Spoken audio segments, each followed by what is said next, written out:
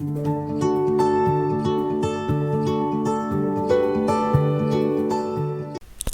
everyone, welcome back to MediPlacebo. In today's session, I'll be continuing with the bones of the upper limb. So, we shall start with the bones of the shoulder region, out of which firstly we will study about the clavicle. The clavicle is also known as the collarbone or sometimes also referred to as the beauty bone. The important function of the clavicle is to transmit the force from the appendicular skeleton to the axial skeleton.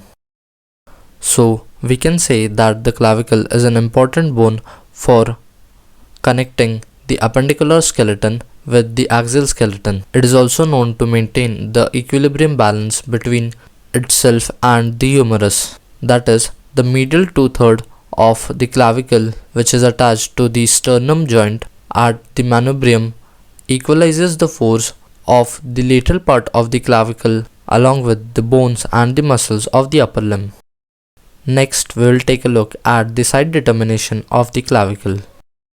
The superior surface of the clavicle is smooth, whereas that of the inferior surface is irregular, since it has tuberosity present for the attachment of various ligaments and also the tendons of some muscles. The another important feature regarding the side determination of clavicle is that the medial part of the clavicle is quadrangular in shape, whereas the lateral part of the clavicle is flat. The medial part of the clavicle attaches to the manubrium, whereas the lateral part of the clavicle attaches to the acromion process of the scapula. And the last point regarding the side determination of the clavicle is that the medial two-third portion of the clavicle is convex anteriorly, or we can say it as concave posteriorly, and the lateral one-third region is concave anteriorly, whereas it is convex posteriorly. Next, let us take a look at a diagram which will help us to visualize the clavicle. Here we have the superior surface of the clavicle. The medial part of the clavicle can be also marked as the sternal end of the clavicle, whereas the lateral end of the clavicle can be also termed as the acromial end. Here we can appreciate that the medial part of the clavicle is concave posteriorly and the lateral part of the clavicle is concave anteriorly, or the opposite with respect to the convexity. An important point regarding the clavicle is that it is made up of the cancellous bone, which can also be said as the internal skeleton of the bony tissue. Here in this illustration, we can see the internal skeleton of the bony tissue, that is the arrangement of bony fibers. Regarding the clavicle, we have 7 peculiarities, that are: first, it is the only long bone placed horizontally in our body. Next, the clavicle can be palpated easily since it is present just below the skin. So we can say that the position of clavicle is subcutaneous, and it is the only bone to be subcutaneous. It is the first bone to start ossifying. Fourth, it is the only long bone which ossifies in the membrane. Next, it is the only long bone which has 2 primary centers of ossification. Also, there is no presence of medullary cavity, which means the red bone marrow and the yellow bone marrow are absent in the clavicle. The last point is that it is occasionally pierced by the middle supraclavicular nerve.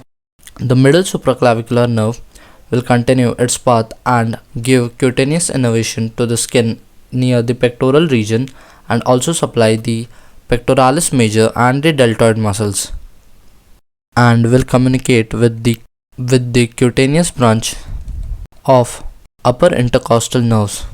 The other key differences present according to sex in clavicle is that females have long, slender and smooth clavicle as compared to men's.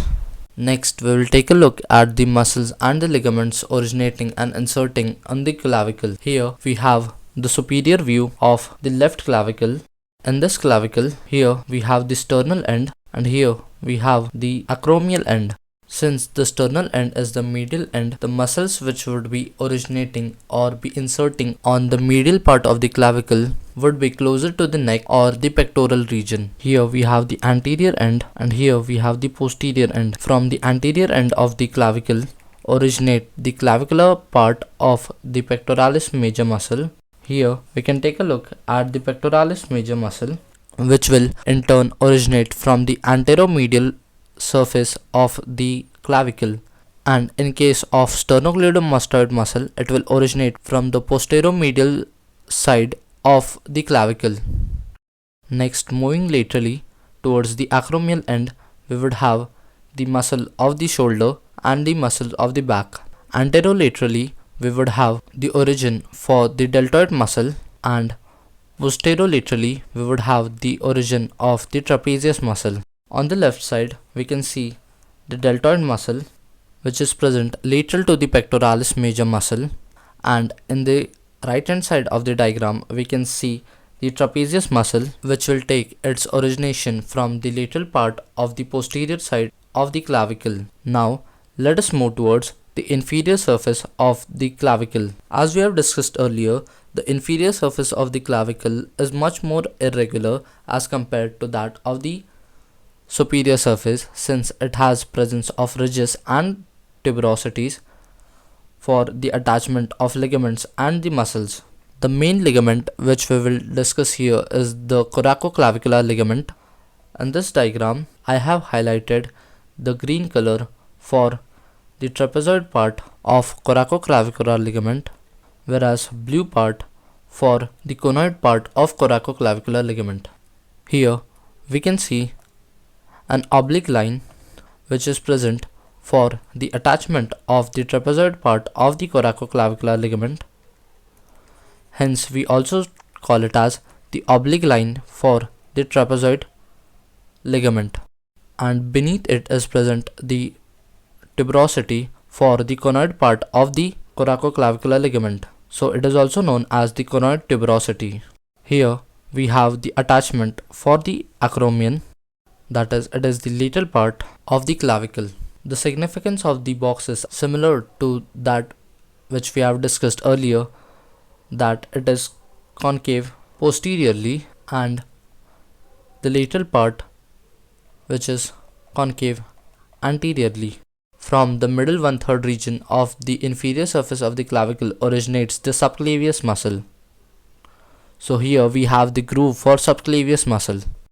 On the anteromedial side of the inferior surface of the clavicle we have the origination for the pectoralis major muscle. Also we have one more tuberosity present on the inferior surface of the clavicle, that is costal tuberosity, present for attachment of ligaments of the ribs. Here we also have the origination of one more muscle, that is the sternohavoid muscle, which we can see in the previous diagram. Here highlighted in yellow is the sternohavoid muscle, and at the medial most portion we have the attachment for the manubrium. An important point regarding the subclavius muscle is that a deep fascia known as the clavipectoral fascia encloses the subclavius muscle and the pectoralis minor muscle and attaches to the clavicle above and the wall of axilla below.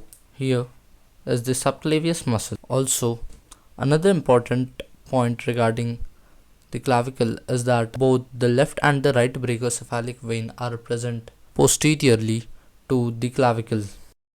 Here I wanted to tell you one more important point regarding the triangle, that is the clavipectoral triangle or the deltopectoral triangle, which is formed between the pectoralis major muscle and the deltoid muscle. Highlighted in brown color is the deltopectoral line, within which runs the cephalic vein. And one more point is that the trapezius along with the levator scapulae and rhomboideus major and minor connects the scapula and the clavicle to the trunk, whereas the pectoralis major muscle and the deltoid muscle connects the scapula and clavicle to the proximal end of the humerus. Thank you for watching the video. If you like the video, please like, share and subscribe. And if you want such anatomical sketches, follow us on Instagram. Thank you.